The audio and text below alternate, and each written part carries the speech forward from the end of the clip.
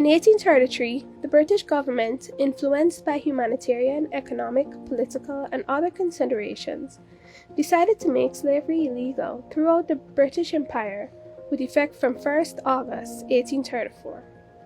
But there was a catch. The now free captives were not permitted to leave the plantations. Captives would be required to serve an additional 6 years before they were completely freed. This period was called apprenticeship. Apprenticeship was created to mainly serve the white planters who, after slavery ended, were paid a total of £20 million for losing their property. Apprenticeship gave the planters breathing space to find other labor sources and was designed to prepare the apprentices and the colony for full freedom. This was the time Damon was living in. In Essequibo, the former enslaved Africans, now called apprentices, protested the new scheme. Work stopped occasionally during the week from Sunday, August 3rd. On Sunday, Charles Bean, the owner of Plantation Richmond, joined with other planters to kill 65 pigs belonging to the apprentices. This act was just one of many by the planters that attempted to keep the captive workforce dependent on them. On Saturday, August 9, 1834, the labor situation took a dramatic turn, with apprentices gathering in the Trinity churchyard at La Belle Alliance. The apprentices could not imagine that they had been freed, but were still required to work the plantation for wages they could not question. The planters called for troops, who surrounded the churchyard.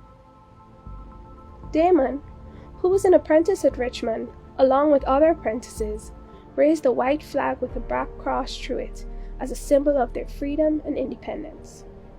More and more apprentices from the plantations between Richmond and Devonshire Castle gathered in the churchyard stopping work, convinced that Bean and other plantation owners were trying to steal their freedom. They demanded to see the governor and refused to return to work. Governor Carmichael Smith arrived on Monday, 11th August, and the crowd quickly and peacefully obeyed his orders to end the seizure of the churchyard. The flag was pulled down. The governor addressed the workers the next day at Plantation Richmond. He explained the apprenticeship period, arrested the leaders of the demonstration, and ordered the rest back to work.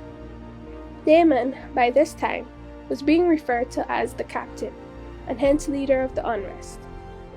He and others were taken to Georgetown, tried, and found guilty of rebellion. None of these men had threatened the planters or their property and had not attacked anyone. 4 of them were sentenced to terms of imprisonment and severe floggings, while 2 were sentenced to transportation. Damon was sentenced to death. At noon on Monday, October 13, 1834, Damon was hung on a scaffold specially erected in front of the freshly opened public buildings, now the Parliament Building. Damon's peaceful resistance has left a lasting impression on the people of Essequibo. This is reflected in the fact that Damon has not one, but 2 structures honoring his stand for freedom in Pomeroon, Supernam, Region 2. The first is Damon's Cross.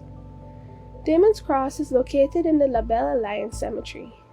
The white cross marks the old Trinity churchyard where Damon and the other apprentices assembled. The second structure, honoring Damon's place as a freedom fighter, is the 1834 monument, commonly known as the Statue of Damon or Damons Monument, located in Anna Regina. The statue of Damon was designed by Mr. Ivor Thom, who also designed the 1822 monument in Georgetown. The 9-foot-tall bronze memorial depicts Damon in a giant chair, weighs 3 tons, and rests on a concrete plinth. After the monument was completed, it was displayed in front of the Parliament buildings. On July 31, 1988, to commemorate the 150th anniversary of the abolition of slavery, the statue was unveiled in its permanent home, now called Damon Square or Damon's Park. The plaque embedded in the concrete plinth describes the events of the 1834 revolt. Hugh Tommy Payne, in his book 10 Days in August 1834, described Damon's stand as the continuation of the Guyanese fight against colonialism, which began with our indigenous peoples and continued with our ancestors as they made Guyana their home, a fight that continues to present day. May we always honor Damon, who sacrificed his life for freedom and said in his own words, "I forgive everybody, and I hope I put my trust in Jesus."